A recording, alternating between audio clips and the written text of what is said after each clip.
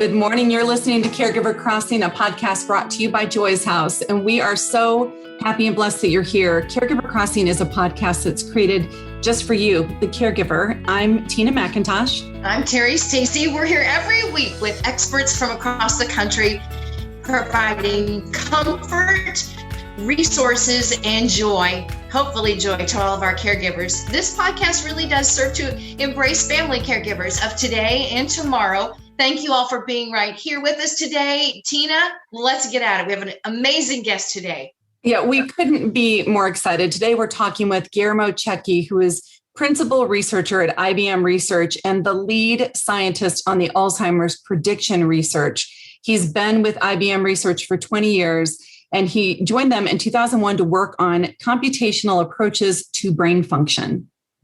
It is really so interesting and so above me. I can't even comprehend. But what you do is amazing. Guillermo received an education in physics, MS University of La Plata, Argentina in 1991.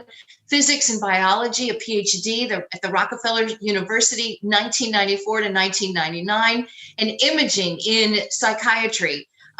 His area of research, number of publications that he's written and press coverage is incredibly impressive, but we would take up our entire podcast going through all of it. But we really want to get to this research and the Alzheimer's study.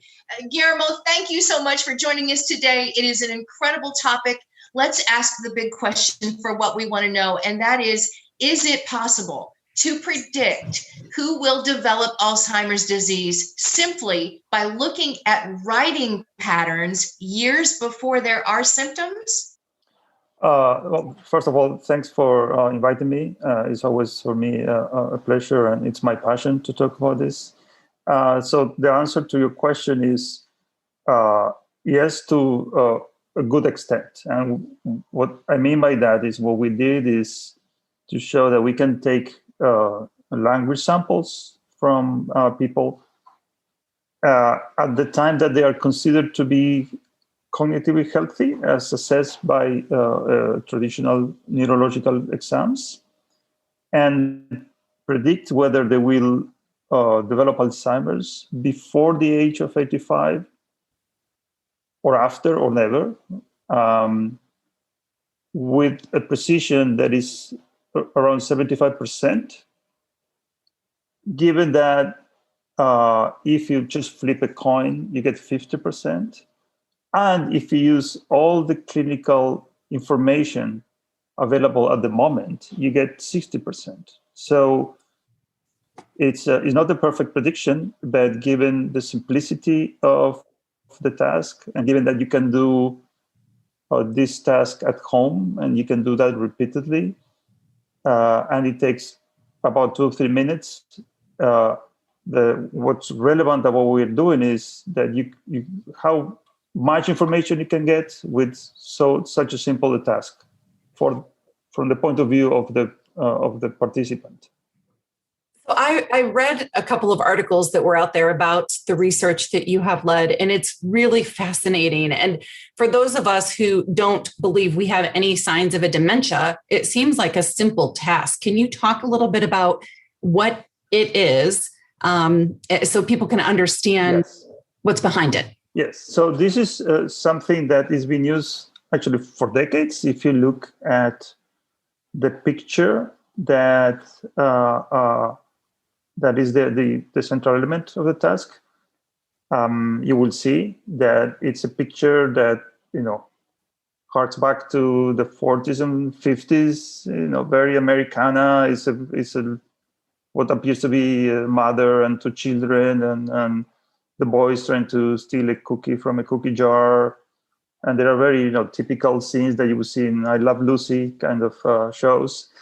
And the task is just describe it, what I was doing. Describe it in your own words.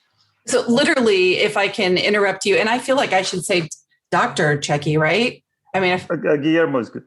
Oh, we've gone so much education. And I'm like, what's up, Guillermo? But it truly is, it's a picture. And if I were participating in the task, I write a narrative of what I'm seeing in the picture.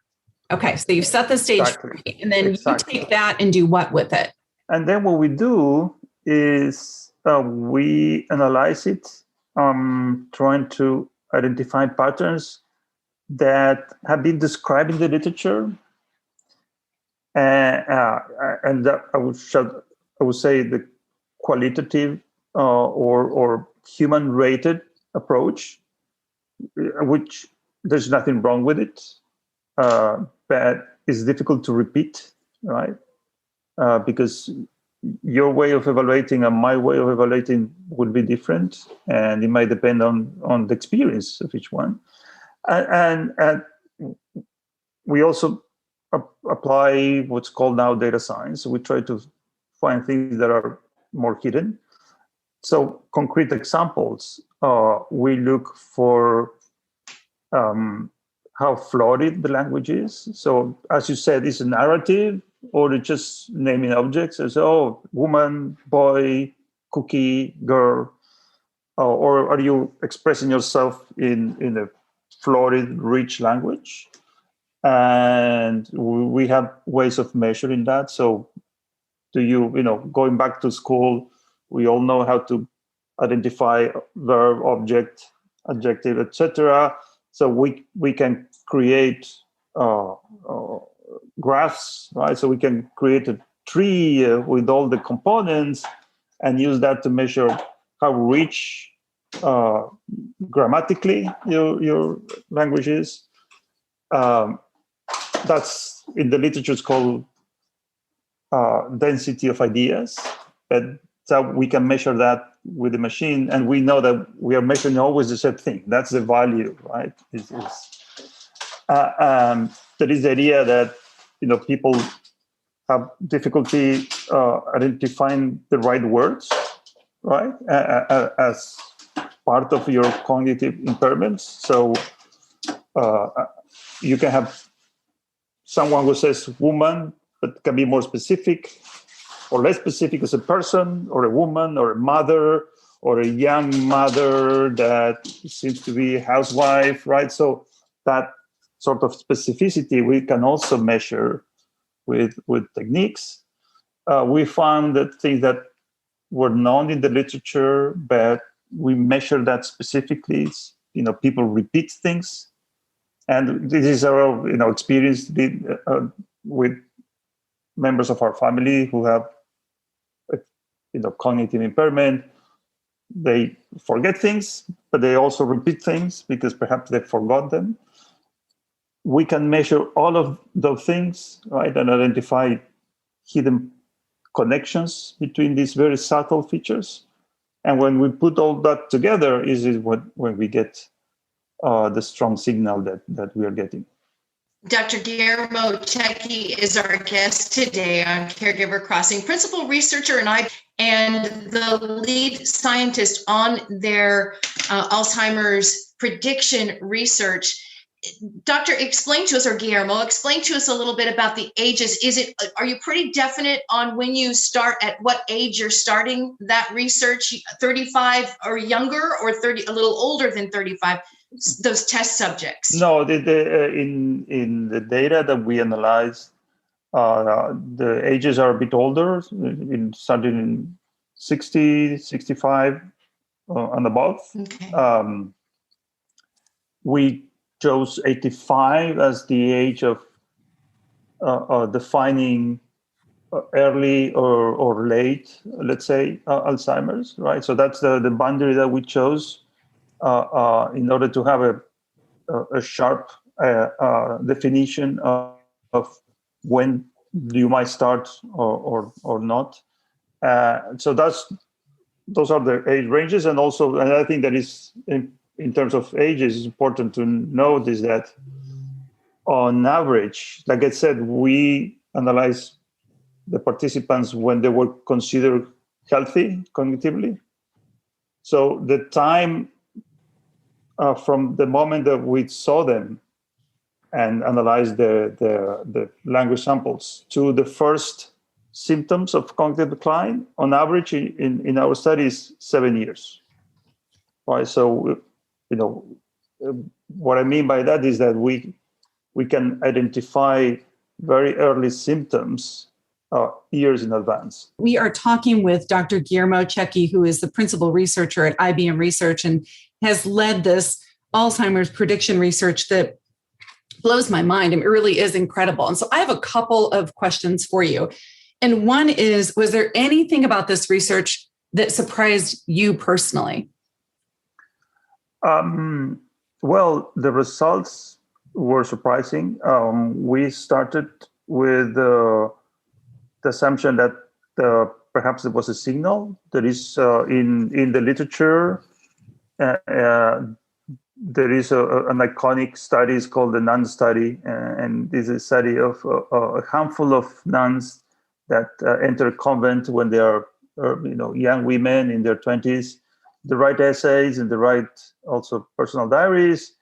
And there is a qualitative study suggesting that the terseness of those essays early on are related to the probability of developing Alzheimer's when they are in their 70s and 80s and 90s.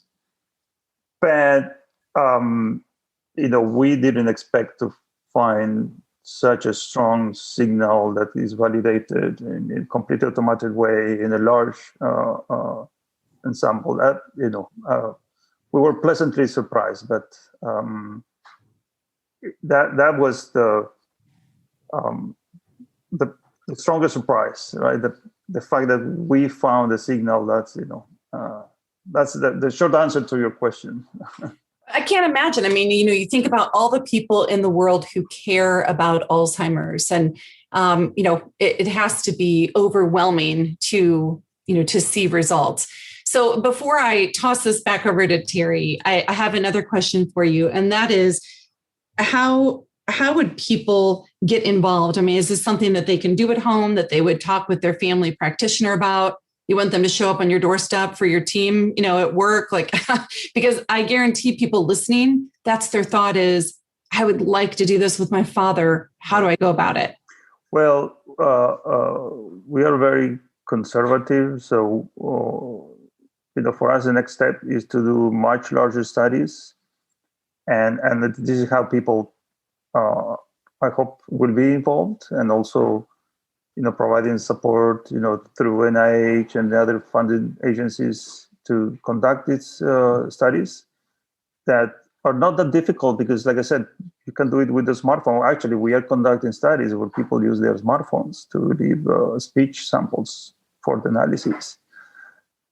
What I wanted to mention in this context, too, is that the main goal of what we are trying to do is not the prediction per se, because what we think is what we identify is a way of having an idea where you're going, right? So let me give you a very simple example, right? So if I see someone today and I do this analysis and I say, well, this person is highly likely to develop Alzheimer's before the age of 85. But then I do some intervention, right? So we have a new therapy, or change in lifestyle, whatever it is. And I see you 6 months from now, and I say, well, now the probability that this person will develop Alzheimer's by age of 85 is much lower. Then I know that my intervention had an effect, and I don't have to wait years, right? I can do this in the time scale of my intervention. That, I think, is the main value of what we are trying to validate, right, with larger studies following our initial results. Guillermo, we just have just about a minute or so left. We want to ask you, how can people find out more information to be a part of something, to be a part of research, or whatever it may be? But how can people find out more information?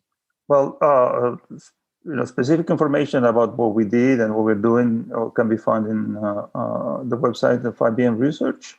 But I also would direct people to go to NIH. NIH has a lot of resources related to research, but also related to, like I said, lifestyles that can affect your cognitive status, etc. So those are, the main the main sources of information, and so the CDC too, right? So this is where you can find level information about also ongoing studies that you might want to be part of. Well, we're certainly grateful that you are committed to the studies behind Alzheimer's, that you are, doing what you're doing, and that you took the time to be with us today. So, Dr. Guillermo Cecchi, thank you so much for being here with us on Caregiver Crossing. For the rest of you, if you have any input, questions, anything you'd like to see or someone you'd like to hear from on a future episode of Caregiver Crossing, email me directly at tina@joyshouse.org. And we'd love to hear from you. And then, Terry, if you can share what our friends at AARP are doing for us, I think that'd be great. Well, they are a big supporter of Caregiver Crossing, and we're thankful for that for sure. They are friends, and they are truly leading a revolution in the way people view and live life after 50. We're thrilled they've come on board to support our podcast and so much more. And we love that they are working to empower people to choose how they live as they age. Thank you all so much for joining us today. Once again on Caregiver Crossing, we look forward to next time. Stay well.